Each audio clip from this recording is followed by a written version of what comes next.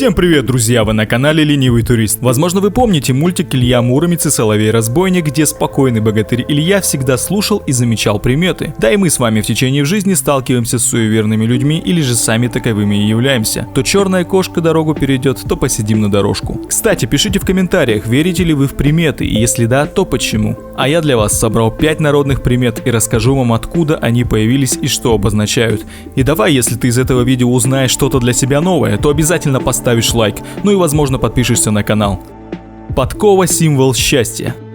Вот, пожалуй, одна из самых известных примет, с которой мы сталкиваемся каждый день. Будь то обычный сувенир или магнитик на память, или же настоящая подкова, висящая на двери дома или сарая, чаще всего которую можно встретить в деревнях или в селах. Но кто-нибудь из вас задумывался, почему это железное приспособление, которое используют для подковки копыт лошадей, считает символом, приносящим счастье в дом? Подкову дарят на счастье уже больше 1000 лет, и издавна в христианстве считалось, что она являлась оберегом от нечистых сил. По легенде, все началось с того, что к английскому кузнецу Дунстану зашел в кузницу сам дьявол и попросил подковать его лошадь. Дунстан сделал вид, что не узнал гостя, но вместо лошади прибил подкову к ноге дьявола. А в обмен на то, чтобы отпустить рогатого, кузнец потребовал обещания: никогда нечистая сила не войдет в дом, на двери которого висит подкова. Правда или нет, но кузнец Дунстан позже стал архиепископом Кентербрийским. Подкова была оберегом не только на суше, но и на море. Моряки прибивали подковы к мачтам, чтобы уберечься от шторма. Однако и до христианства подкова считалась действительной защитой от злых духов и прочей нечисти, в которых люди верили и верят очень сильно. Защитные свойства связаны с металлом, из которого делают подковы. Железо считается человеческим металлом, закаленным в огне. Оттого его и боятся все нелюди и не могут навредить владельцу данного оберега, приносящего в его дом ненастье. Суеверие, скорее всего, пошло от галлов, ведь именно они считаются основателями кованного дела. Появилось оно относительно недавно, в IV веке до нашей эры. Версия считается основной, но есть и другие. В частности, в изобретатели подков записывают и британских колдунов-друидов. Но эта версия популярна у мистиков и оккультистов, а не у историков. В России подковывать лошадей обязал Петр I в 1715 году, хоть и кованное дело и было заимствовано у европейцев, но первая ковочная школа появилась именно у нас. В 1732 году в подмосковном селе Хорошево открылась первая в Европе ковочная школа. Но не все подковы считались счастливыми, а только те, в которых бито 7 гвоздей. 7 – счастливое число. До сих пор не утихает спор, как вешать подкову на счастье, вверх концами или вниз. Сторонники первого варианта утверждают, что если повесить подкову концами вниз, то счастье из нее вытечет. Их оппоненты утверждают, что обращенная концами подкова вверх как бы собирает в себя счастье из воздуха. Современная подкова делается из стали, но в сплав железо входит, так что с точки зрения наших предков оберегом для дома такое изделие может быть. А всевозможные сувенирные подковы из пластика от нечистой силы не уберегут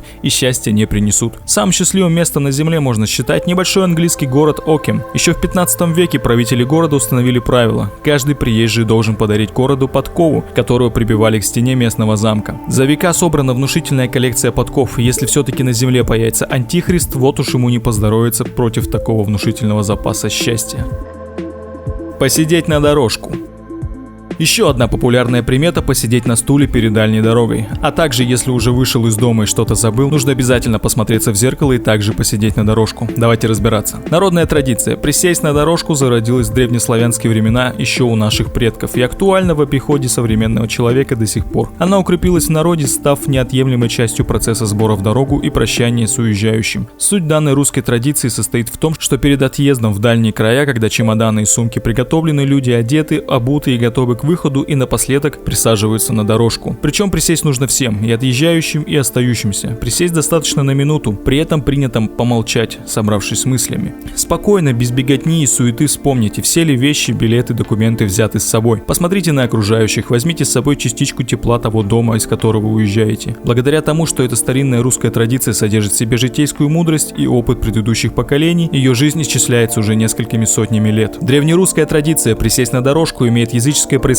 В народе верили, что если собраться с места и отправиться в дорогу наспех, то домовой последует за уезжающим, а оставшийся без присмотра дом просто-напросто погибнет. Таким образом, люди делали вид, что якобы никуда не уезжают, обманывая домового, чтобы ни он, ни злые духи не присоединились к покидающим жилье. Кроме того, было принято считать, что в эту минуту домовой может дать знак в случае, если предстоящая дорога предвещает опасность. За знак можно было принять падение посуды, предметов со стен, и в таком случае поездку следовало отменить. И отъезжающие и провожающие произносили при про себя определенные заговоры на добрую дорогу и скорейшего возвращения. Существовали заговоры на благополучный путь, на защиту от зла и неудач как покидающих дом, так и на охрану жилья. После нужно было помолиться, оставив всю суету, беспокойство, чтобы обрести внутреннюю гармонию, поскольку на пути нужно быть собранным. Так что, чтобы произнести молитву и настроиться на добрую дорогу, как раз и требовалось около минуты. В наши дни мало кто знает истоки и значения старинной русской пословицы «присесть на дорожку». И поэтому, если и соблюдают данные обычаи, то делают это по привычке, не задумываясь о его смысле.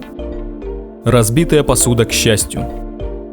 Если ты случайно разбил любимую мамину кружку, то у тебя руки растут не из того места. А если мама ее разбила, то к счастью. Знакомая ситуация. Я думаю, почти каждый сталкивался в жизни и с этой следующей приметой в нашем списке. Считается, случайно разбитая посуда на кухне приносит удачу. Если тарелки и кружки бьются постоянно, это означает, что в доме сосредоточена негативная энергетика. Отрицательные эмоции, ссоры, скандалы между домочадцами, которые влияют на находящиеся в квартире предметы. Хрупкие вещи ломаются и разбиваются без видимых причин.